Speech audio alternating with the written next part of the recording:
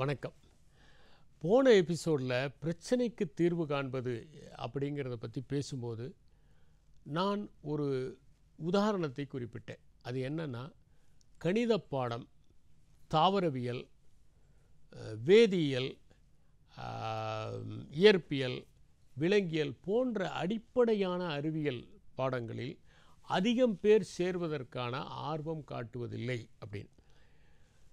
எப்போவுமே ஒரு நாடு முன்னேறணும் அப்படின்னு நினச்சோம்னா அங்கே இருக்கக்கூடிய அந்த நிறுவனங்கள் மிகவும் முக்கியம். ஒரு நாடு ஏன் வறுமையாக இருக்குது அப்படிங்கிறது குறித்து ஒரு ஆய்வு செய்தார்கள் என்பதை நான் ஏற்கனவே சொன்னேன். அதில் வளமாக இருக்கிற நாடுகள்லாம் எப்படின்னா, அந்த வளமாக இருக்கிற நாடுகளில் வலுவான நிறுவனங்கள் இருக்குது அப்படிங்கிறது தான். உதாரணத்துக்கு எடுத்துட்டிங்கன்னா, அங்கே இருக்கக்கூடிய பல்கலைக்கழகங்கள், இப்போ கேம்பிரிட்ஜ், ஆக்ஸ்ஃபோர்டு, இந்த 2 பல்கலைக்கழகங்கள் இங்கிலாந்தை பொறுத்த வரைக்கும் வலுவான பல்கலைக்கழகம். அதே மாதிரி ஜெர்மனியில் உள்ள பல்கலைக்கழகம், அமெரிக்காவில் இருக்கிற பல்கலைக்கழகங்கள், ஆஸ்திரேலியாவில் இருக்கிற பல்கலைக்கழகங்கள், இதெல்லாமே வலுவான நிறுவனங்களாக இருக்குது. ஒரு வலுவான நிறுவனம் என்னென்னா, அது கமர்ஷியலான ஆக்டிவிட்டி செய்யாதது. அது அதிகமாக செய்கிறது ஆராய்ச்சி. அந்த ஆராய்ச்சியிலிருந்து தான் அறிவியல், தொழில்நுட்பம் போன்ற பல முக்கியமான தகவல்கள் மற்றவர்களுக்கு கிடைக்கின்றன. இப்போ ஒரு உதாரணத்துக்கு எடுத்துட்டிங்கன்னா, இன்றைக்கி ஒரு வேக்சின் தயார் பண்ணுறோம்னா அது ஒரு அறிவியல் கூடத்தில் தான் அது உருவாகுது. அது ஒரு மைக்ரோபயாலஜி சம்மந்தப்பட்டது, எபிஸ்டிமாலஜி சம்மந்தப்பட்ட பல நிபுணர்கள் ஒன்று கூடி தான் அந்த வேக்சினை கண்டுபிடிக்கிறாங்க. சரி, ஒரு நோய் வந்திருக்கு, அந்த நோய்க்கு மருந்து கண்டுபிடிக்கிறதுக்கு யாருன்னா வேதியியல் வல்லுநர்கள் அதில் ஈடுபடுறாங்க. அதே மாதிரி ஒரு நல்ல ரகத்தை உருவாக்கணும்னா அதற்கு அடிப்படையான அதனுடைய இயல்புகளை தெரிந்து கொள்வதற்கு ஒரு அக்ரிகல்ச்சர் பாட்டனி அப்படின்னு போகும்போது அதற்கு தாவரவியல் அறிவு தேவைப்படுகிறது. ஒரு ப்ரீடிங் பண்ணணும் அப்படின்னா அதற்கு விலங்கியல் அறிவு தேவைப்படுகிறது. இது இப்போ கணிதம் அப்படின்னா, இப்போ சீனிவாச ராமானுஜனுடைய சில சமன்பாடுகள் இன்றைக்கி மருத்துவத்துறையில் கூட பல கருவிகளை கண்டுபிடிப்பதற்கு, பல தொழில்நுட்பங்களை கண்டுபிடிப்பதற்கு உதவியாக இருக்கின்றன அப்படின்லாம் சொல்கிறாங்க. அப்போ இந்த அறிவியல் சமன்பாடுகளை அறிவதற்கு கூட இந்த கணிதம் மிகவும் ஆதாரபூர்வமாக இருக்கிறது. அப்படி இருக்கும்போது இந்த கணிதம் இல்லாமல், இயற்பியல் இல்லாமல், வேதியியல் இல்லாமல் மாணவர்கள் வணிகவியல், அதுக்கப்புறம் தொழில்நுட்பியல், பொறியியல் இந்த மாதிரி மட்டும் படிச்சுட்டு இருந்தாங்கன்னா ஒரு 15-20 ஆண்டுகளுக்கு பிறகு வலுவான நிறுவனங்கள் ஆராய்ச்சியை மேற்கொள்வதற்கு நம் வசம் இருக்காது. நான் ஏற்கனவே சொன்னேன் உங்களுக்கு, 2ஆம் உலகப் போரின் போது இந்த இராணுவ தளவாடங்கள் எல்லாம் குறைவாக இருக்கின்றன. அவற்றை எப்படி சரியான முறையில் களத்தில் இறக்குவது அப்படின்னு ஒரு கேள்வி வந்தது. இப்போ 10 இடங்களில் போர் நடக்குது, ஆனால் நம்மக்கிட்ட 4 இராணுவ தளவாடங்கள் தான் இருக்குது. அப்போ அந்த 4 இராணுவ தளவாடங்களை எப்படி எஃபெக்டிவாக டிப்ளாய் பண்ணுறது அப்படிங்கிற ஒரு கேள்வி ஏற்பட்டது. அந்த மாதிரி ஏற்படும்போது என்ன பண்ணாங்கன்னா, ஹார்வர்ட் பிஸ்னஸ் ஸ்கூலில் ஆப்ரேஷன் ரிசர்ச் அப்படிங்கிற ஒரு சப்ஜெக்ட் மூலம் அதற்கு தீர்வு கண்டாங்க.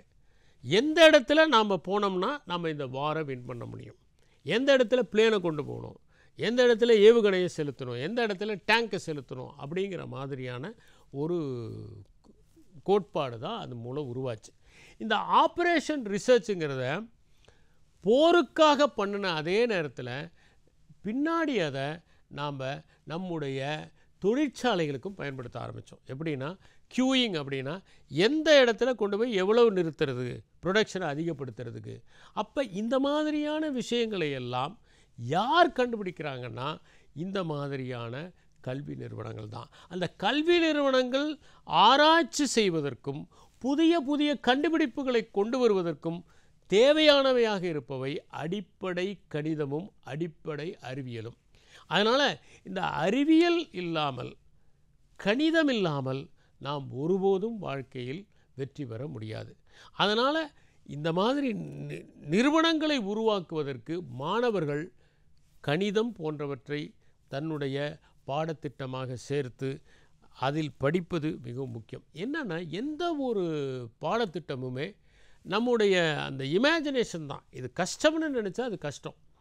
அதை பயிற்சி செய்ய அது எளிதாகிவிடும். இன்னும் கொஞ்சம் உழைப்பு தேவைப்படும்.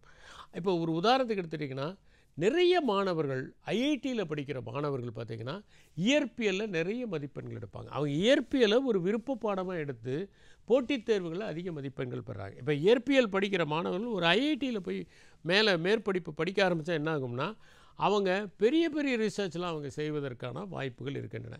இப்போ கணிதத்தில் புதிய சமன்பாடுகளை அவர்களால் உருவாக்க முடியும். ஏன் பெரிய அளவில் பரிசுகள் பெறுவதற்கான வாய்ப்புகள், ஹெபல் பிரைஸ் பெறுற அளவுக்கு அவர்களுக்கு வாய்ப்புகள் இருக்கின்றன.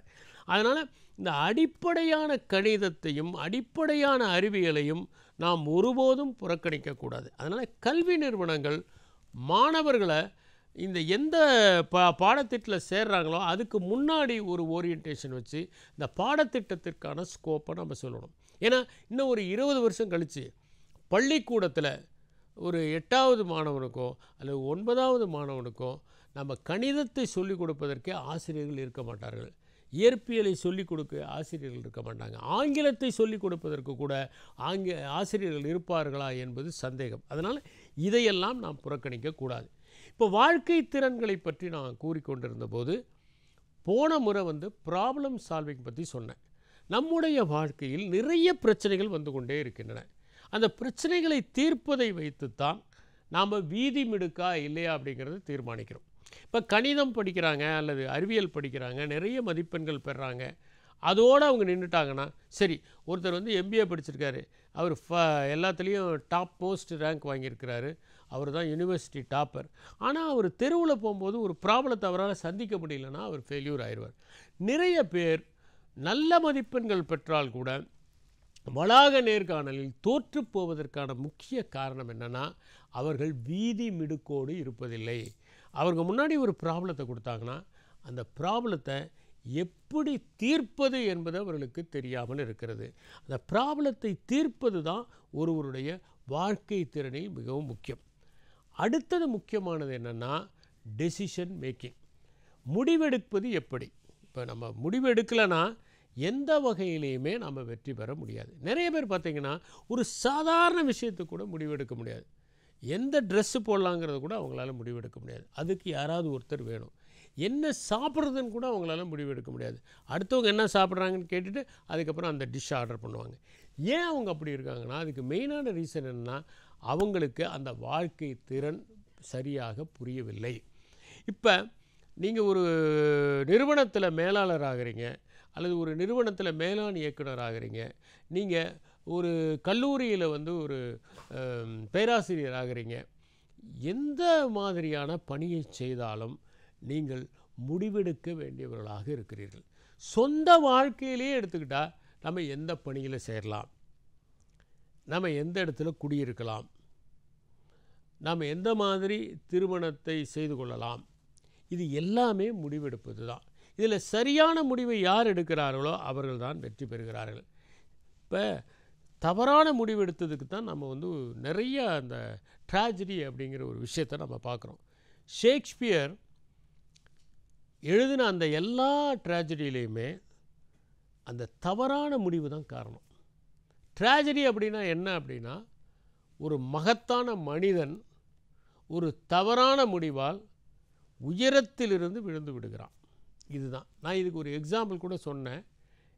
ஏற்கனவே குறளில் இருந்து சொன்னேன். என்னென்னா, தலையின் இழிந்த மயிரினையர் மாந்தர் நிலையின் இழிந்த கடை அப்படின்னு சொன்னேன். தலையில் இருக்கிற முடி தலையில் இருக்கிற வரைக்கும் ஷாம்பு போடுறோம், நல்லா அதை பாதுகாக்கிறோம். சில பேர் அதுக்கு சாம்பிராணி போடுவாங்க, அதுக்கு வாசனை திரவியங்கள்லாம் பண்ணுவாங்க. ஆனால் அது கீழே விழுந்தோடனே ஃபஸ்ட்டு அதை கூட்டி அந்தாண்ட தள்ளுவோம். அதுதான் நம்முடைய வேலை.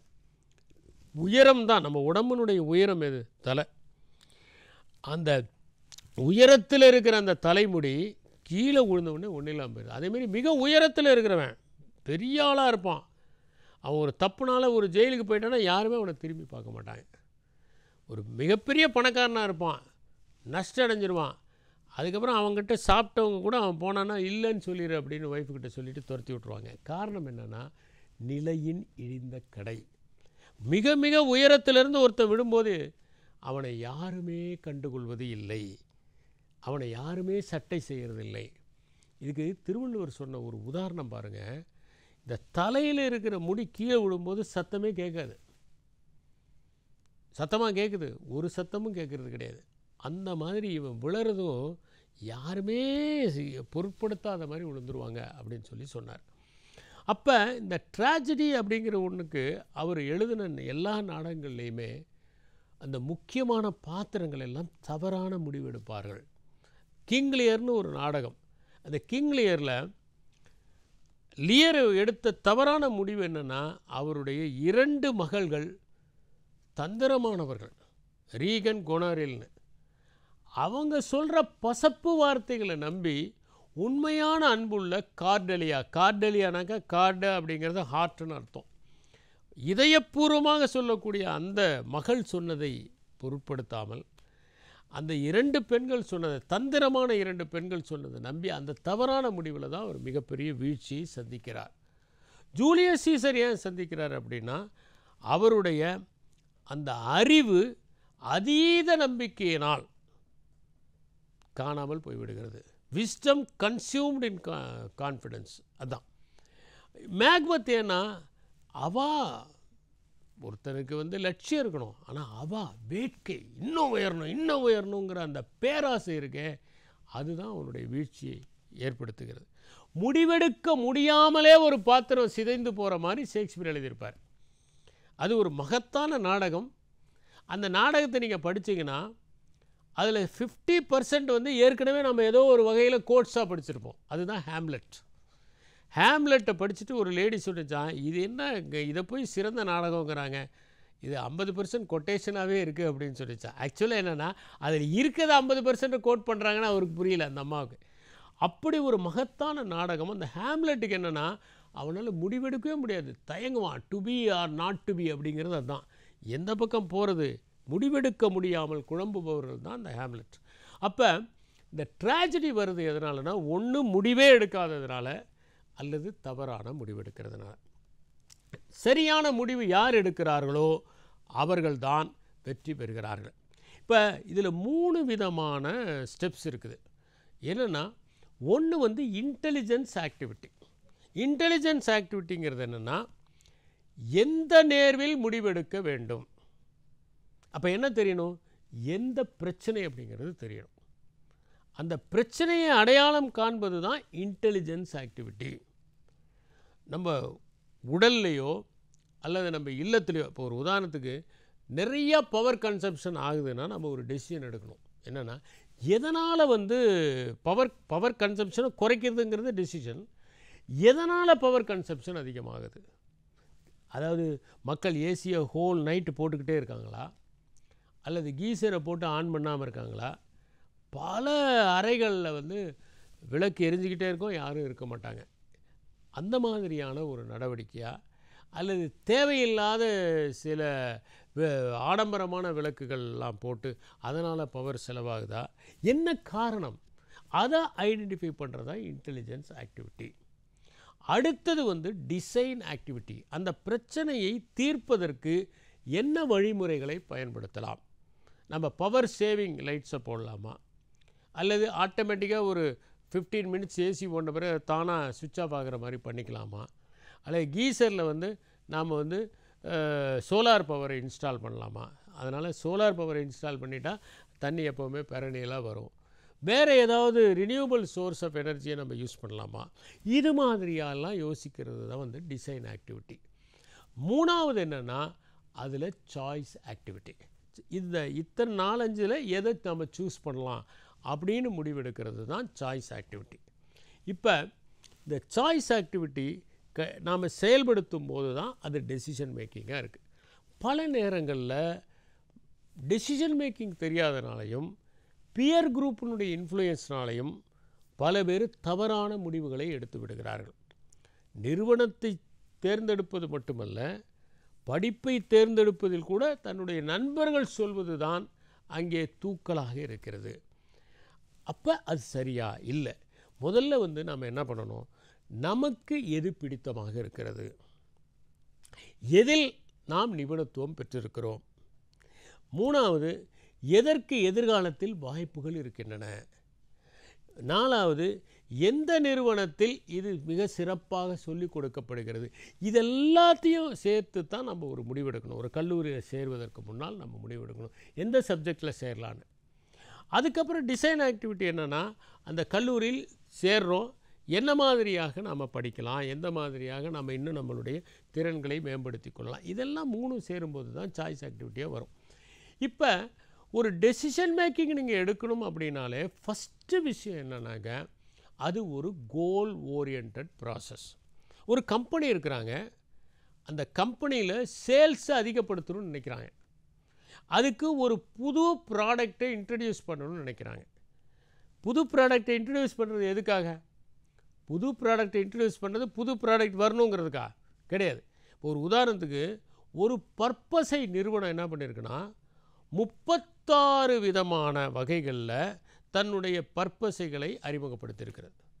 அந்த பிரபலமான பர்பஸை நிறுவனம் ஏன் இந்த 36 விதமான பர்பஸைகளை அறிமுகப்படுத்தியிருக்குன்னா, மக்களுக்கு வெரைட்டிஸ் வேணும். போன மாதம் ஒன்று வாங்கினானா இந்த முறை வேறு முறை ட்ரை பண்ணலாமே அப்படிங்கிறது. ஒரு காலத்தில் பார்த்தீங்கன்னா 10-12 சோப் தான் மார்க்கெட்டில் கிடைக்கும். இன்றைக்கி நீங்கள் ஒரு சூப்பர் மார்க்கெட்டுக்கு போனீங்கன்னா 300 விதமான சோப்புகள் கிடைக்கிது. அப்போ அந்த பர்பஸை என்ன பண்ணுறாங்கன்னா, ஒரு 6 மாதம் ஒரு பர்பஸை, அப்புறம் என்ன பண்ணுறாங்க, உப்பு சேர்ந்தது, அப்புறம் கொஞ்ச நாள் கழித்து கருவேல மரம் சேர்ந்தது, அப்புறம் கொஞ்ச நாள் கழித்து புதினா சேர்ந்தது, அப்புறம் கொஞ்ச நாள் கழித்து கரையை எடுப்பதற்காக, அடுத்தது வந்து பார்த்திங்கன்னா குழந்தைகளுக்கானது, அப்புறம் பார்த்திங்கன்னா புகைப்பிடிப்பவர்களுக்கானது, இப்படி பல்வேறு விதமான பர்பஸைகளை அறிமுகப்படுத்துகிறாங்க. அவங்களுடைய நோக்கம் என்ன? பர்பஸைகளை அறிமுகப்படுத்துவதா நோக்கம்? கிடையாது. வேறு எந்த பர்பஸை நிறுவனமும் இவர்களுடைய விற்பனையை ஆக்கிரமிக்கக்கூடாது. வேறு யாராவது வந்து இவங்க இடத்துல உட்காந்துடக்கூடாது. இல்லை, திண்ணை காலியான அண்ணன் வந்து ஆக்குப்பை பண்ணுவாங்கிற மாதிரி இருக்கக்கூடாதுங்கிறதெல்லாம் அவங்க என்ன பண்ணுறாங்கன்னா, இந்த பர்பஸை நிறுவனம் தன்னுடைய வாடிக்கையாளர்களை தக்க வைத்துக் கொள்வதற்கும் வேறு பர்பஸை உபயோகிப்பவர்களையும் வசீகரித்து இழுப்பதற்காக பயன்படுத்துகிறது. இப்போ அதுக்கு ஒரு கோல் இருக்குது. கோல் என்னென்னா, அதிகப்படியான விற்பனை தான் அதனுடைய கோல். கோலே இல்லாமல் ஒரு முடிவெடுப்போமா? ரெஸ்டாரண்ட்டுக்கு போகிறோம், பசி ஆறணும், அதுதான் கோல். அதுக்கப்புறம் தான் என்ன சாப்பிட்றதுன்னு முடிவெடுப்போம், எவ்வளோ சாப்பிட்றதுன்னு முடிவெடுப்போம். ஆனால் ஒரு கோல் இருந்தால் தான் அந்த முடிவெடுப்பதற்கான தேவை இருக்குது. அதனால் ஃபஸ்ட் எடுத்த உடனே ஒரு இலக்கு இருக்கணும். அந்த இலக்கை நோக்கித்தான் நம்ம முடிவெடுப்போம். ரெண்டாவது என்னென்னா, அது ரேஷனலாகவும் இருக்கணும், லாஜிக்கலாகவும் இருக்கணும். நீங்கள் ஒரு முடிவு எடுக்கிறீங்கன்னா, இப்போ ஒரு உதாரணத்துக்கு நம்ம போகிறோம், ரெஸ்டாரண்ட்டில் சாப்பிட போகிறோம்னா நம்ம என்னென்ன முடிவு எடுப்போம்? நமக்கு பிடிச்சதாக சாப்பிடுவோம். ரெண்டாவது, நம்மக்கிட்ட இருக்கிற பணத்துக்கு ஏற்ற மாதிரி சாப்பிடுவோம். இந்த மாதிரி பல்வேறு விதமான ரேஷனல் திங்ஸை வச்சு தான் அந்த முடிவை எடுப்போம். எவ்வளோ இப்போ ஒரு உதாரணத்துக்கு இன்றைக்கி காலையில் லைட்டாக சாப்பிடுவோம், மத்தியானம் ஹெவியாக சாப்பிட்றோம். இந்த மாதிரி பல்வேறு விதமான ப்ராசஸை வச்சு தான் நம்ம அந்த முடிவு எடுப்போம். இப்போ ஒரு உதாரணத்துக்கு போர்ட்ஃபோலியோ மேனேஜ்மெண்ட் அப்படின்னு ஃபினான்ஷியல் மேனேஜ்மெண்ட்டில் சொல்லுவாங்க. போர்ட்ஃபோலியோ மேனேஜ்மெண்ட்னா என்னன்னாக்கா, ஒருவர் வர்த்தகம் பண்ணுறாருன்னு வச்சுக்கோங்க, ஒரே கூடையில் அனைத்து முட்டைகளையும் போடக்கூடாதுங்கிறது தான் ஃபினான்ஷியல் மேனேஜ்மெண்ட். அந்த காலத்தில் என்ன பண்ணுவாங்கன்னா, பஸ்ஸில் போகும்போது சொல்லுவாங்க, இந்த பாக்கெட்டில் கொஞ்சம் பணம் வச்சுக்க, இந்த பாக்கெட்டில் கொஞ்சம் பணம் வச்சுக்க, சட்டையில் கொஞ்சம் பணம் வச்சுக்க, உள் பாக்கெட்டில் கொஞ்சம் பணம் வச்சுக்க. ஏதாவது பிக் பாக்கெட் அடித்தா கூட ஒரு பேக்கெட்டில் பணம் இருக்கும் அப்படின்னு சொல்லுவாங்க. அதுதான் போர்ட்ஃபோலியோ மேனேஜ்மெண்ட். சிம்பிளாக சொல்லப்போனால் வெவ்வேறு சட்டை பைகளில் பணத்தை வைப்பது தான் போர்ட்ஃபோலியோ மேனேஜ்மெண்ட். எல்லா முட்டைகளையும் ஒரே கூடையில் போடக்கூடாது. அதே மாதிரி போர்ட்ஃபோலியோ மேனேஜ்மெண்ட்டில் ஒரு வர்த்தகம் பண்ணுறாருன்னா அவர் என்ன பண்ணணும்னா, ஒரு பிஸ்னஸில் கொஞ்சம் பணம், இன்னொரு பிஸ்னஸ் கொஞ்சம் பணம், கொஞ்சம் நிலத்தில் பணம், இந்த மாதிரி பல்வேறு விதமான வர்த்தகத்தில் அவர் முதலீடு செய்யணும். அப்போ என்ன ஆகுனா, ஒன்று டவுன் ஆனால் கூட இன்னொன்றில் அவருக்கு லாபம் வரும். ஒன்று கைவிட்டால் கூட, அந்த காலத்தில் விவசாயிகளே இதுதானே பண்ணாங்க. விவசாயிகள் என்ன பண்ணாங்க, நான் முதலாக ஆயுள் காப்பீட்டு திட்டத்தை வந்து கடைபிடித்தவர்களே விவசாயிகள் தான். நம்முடைய மண் சார்ந்த விவசாயிகள் தான் இந்த ஆயுள் காப்பீடு திட்டம். ஆயுள் காப்பீடு திட்டம்னா என்னென்னா, ஒவ்வொரு விவசாயினுடைய பண்ணையிலையும் ஒரு 10 ஆடு இருக்கும், 4 எருது இருக்கும், ஒரு 10 பசு இருக்கும், ஒரு 20-25 கோழி இருக்கும். இதுக்கு எந்த விதமான பிரயோஜனமும் கிடையாது. இதுக்கு தனி எக்ஸசைஸ்லாம் கிடையாது. அவங்க வயலில் விளையிறத கொண்டு வந்து இதுங்களுக்கு போடுவாங்க. ஒரு ஓரமாக தட்டு போட்டிருப்பாங்க. எது பால் கறக்குதோ அதுக்கு பச்சை தட்டு, எது பால் கறக்கலையோ அதுக்கு வைக்கோல். இவ்வளவு தான் அவங்களுடைய. தவிட வந்து அந்த கோழி சாப்பிடும், அங்கங்கே மேயும், எல்லாம் புழு பூச்சியெல்லாம் சாப்பிடும். இதுதான் அதனுடைய. ஆடு இருக்கும், ஆடுக்கு வந்து சில தலைகளை வெட்டி போடுவாங்க. இப்போ என்னென்னா, இந்த வருஷம் மழை பொய்த்து விட்டால் அவங்க எப்படி படைப்பாங்கன்னா, அந்த பால் மூலம் அவங்களுடைய வாழ்க்கை நடக்கும். திடீர்னு ஒரு கல்யாணம் வந்துருச்சு, ஒரு 4 ஆடை கொண்டு போய் விற்றுட்டு அவங்க கல்யாணம் நடத்திடுவாங்க. திடீர்னு ஒரு காது குத்த, அதுக்கு ஒரு 10 கோழியை கொண்டு போய் விற்றுட்டு அந்த காது குத்தல் நடத்துடுவாங்க. இதுதான் இன்சூரன்ஸ், பேசிக் இன்சூரன்ஸ், போர்ட்ஃபோலியோ மேனேஜ்மெண்ட். இதுதான். எந்த விவசாயியும் அந்த காலத்தில் வெறும் நிலம் மட்டுமே போதும்னு அவங்க நினைக்கல. அவங்களுக்கு ஒரு இன்சூரன்ஸாக இருந்தது என்னென்னா இந்த அனிமல் ஹஸ்பண்ட்ரி தான். அது மூலம்தான் அன்றாட காசுக்கு கூட அவங்க பால் ஊற்றுனதுலேருந்து தான் அவங்க வருமானத்தை பெற்றார்கள். இப்போ என்ன சொல்கிறோங்க, நாங்கள் ஒரு தக்காளி விலை பார்த்திங்கன்னா திடீர்னு மார்ச் மாதம் தக்காளி விலை படுபயங்கரமான பாதாளத்துக்கு போயிடும். அதே மே மாதம் பார்த்திங்கன்னா தக்காளி பயங்கர விலை இருக்கும். ஒரு கிலோ வந்து 100 ரூபா கூட ஆகும். அப்போ தக்காளி விலை மார்ச் மாதத்தில் குறையும் போது தக்காளி வியாபாரிகள்லாம் பயங்கரமாக பாதிக்கப்படுவாங்க. நான் அப்போ ராயக்கோட்டையில் வேளாண் அலுவலராக இருந்தேன். தக்காளி விலை பயங்கரமாக குறைஞ்சி போச்சு. விவசாயிங்க பறிக்கவே இல்லை, செடியிலே விட்டுட்டாங்க. அதுக்கு அப்படியே உழுதுட்டாங்க. அதுக்கு பேர் ப்ளவிங் இன் சிட்டு அப்படின்னு பேர். அந்த இடத்திலேயே உழுவுது அப்படின்னு. ஏன் உழுதாங்க அப்படின்னா, அதுக்கு முக்கியமான காரணம், தக்காளியை பறிப்பதை விட அப்படியே விட்டுவிட்டால் அவர்களுக்கு செலவு குறைவு, நஷ்டம் குறைவு. அப்போ வந்து தக்காளியை ஒருத்தர் லாபகரமாக பண்ணணுன்னா எப்படி போர்ட்ஃபோலியோ மேனேஜ்மெண்ட்னா, ஒன்று வந்து அப்போ தான் நாற்று விட்டுருக்கணும், இன்னொன்று ஒரு 20 நாள் இருக்கணும், இன்னொன்று 40 நாள் இருக்கணும், இன்னொன்று பறிக்கிற மாதிரி இருக்கணும். இந்த ஸ்டேஜில் அவர் தன்னுடைய வயலில் மெயின்டைன் பண்ணார்னா, ஒன்று வந்து பழுதானா கூட இன்னொன்றில் அவருக்கு லாபம் வந்துடும். அப்போ போர்ட்ஃபோலியோ மேனேஜ்மெண்ட்டில் எப்படி பண்ணுவாங்கன்னா, கொஞ்சம் காய்கறிகள் போடுவாங்க, கொஞ்சம் பருத்தி போடுவாங்க, கொஞ்சம் பார்த்தீங்கன்னா நிலக்கடலை போடுவாங்க. இதுதான் ஒரு போர்ட்ஃபோலியோ மேனேஜ்மெண்ட். அப்போ அந்த மியூச்சுவல் ஃபண்ட்ஸில் என்ன பண்ணுவாங்கன்னா, ஷேர்ஸில் இன்வெஸ்ட் பண்ணும்போது அவங்க எப்படி பண்ணுவாங்கன்னா, இப்போதைக்கு டாப் மோஸ்ட் இருக்கிறது எப்படி, அப்புறம் கொஞ்சம் கம்மியாக இருக்கிறது எப்படி, பல்வேறு விதமான ஷேர்ஸில் பண்ணாங்கன்னா தான் அவங்களால வெற்றிகரமாக அந்த லாபத்தை எடுக்க முடியும். அதனால் ஒரு முடிவெடுக்கணும்னா ஒரு இலக்கு மட்டும் இருக்கக்கூடாது. அந்த இலக்கை அடைவதற்கு ஒரு பகுத்தறிவாக நாம் சிந்திக்க வேண்டும். பல ஆதாரங்களை வைத்துக்கொண்டு நாம் முடிவெடுக்கணும். அது லாஜிக்கலாக தர்க்கபூர்வமாகவும் இருக்கணும், நியாயபூர்வமாகவும் இருக்கணும். அது வந்து ஒரு பகுத்தறிவு கூட்டு, எதுவுமே இல்லாமல் சும்மா யாரோ சொன்னாங்கன்னு நம்ம இன்வெஸ்ட் பண்ண முடியாது. அதனால் இது வந்து ஒரு முக்கியமான விஷயம். மூணாவது என்னென்னா, எப்போ முடிவெடுப்போம்? ஃபஸ்ட்டு இந்த ரெஸ்டாரண்ட்டுங்கிறது எப்போ வந்ததுன்னா, ரெஸ்டோர் அப்படிங்கிற ஒரு அர்த்தத்தில் தான் இது வந்தது. ரெஸ்டாரண்ட்ங்கிறது ஒரு ஃப்ரெஞ்சு டேர்ம். இந்த ஃப்ரெஞ்சு புரட்சி நடந்தபோது இந்த நிலச்சுவாந்தர்கள், ஃபியூடல் லார்ட்ஸ்கிட்டலாம் இருந்த அந்த சமையல்காரர்களுக்கு வேலை இல்லாமல் போச்சு. ஏன்னா அவங்கெல்லாம் கிலட்டினில் கழுத்தை வெட்டிட்டாங்க. அதனால் என்னாச்சுன்னா, அவங்கக்கிட்ட வேலை செஞ்ச சமையல்காரர்கள் தான் இந்த ஃபஸ்ட்டு இந்த ரெஸ்டாரண்ட்டை ஃப்ரான்ஸில் ஆரம்பிக்கிறாங்க. எப்படின்னா, ஒரு பெரிய பானை வச்சுருப்பாங்க, அதில் இருக்கிற உணவை எல்லோரும் சாப்பிட வேண்டியது. ஃபஸ்ட்டு சூப்பு இந்த மாதிரி கொடுத்தாங்க. என்ன இருக்கோ அதை தான் சாப்பிடணும். இப்போ இந்த இடத்துல ஏதாவது டெசிஷன் மேக்கிங் இருக்கா? நீங்கள் ரெஸ்டாரண்ட்டுக்கு போனீங்கன்னா அவங்க என்ன கொடுக்குறாங்களோ அதுதான் சாப்பிட முடியும். சில இடங்களில் என்ன பண்ணுவாங்கன்னா, வெறும் தயிர் சாதம் மட்டும் விற்றுட்ருப்பாங்கன்னா வெறும் தயிர் சாதம் தான் சாப்பிட முடியும். அங்கே சாய்ஸ் கிடையாது. அப்போ சாய்ஸ் இருந்தால் தான் டெசிஷன் மேக்கிங் வருது. அதனால் டெசிஷன் மேக்கிங்குங்கிறது எப்படி பண்ணணும், எதனால் பண்ணணும், எப்படி பண்ணணுங்கிறத பற்றி நம்ம ஃபர்தராக பார்ப்போம். நன்றி, வணக்கம்.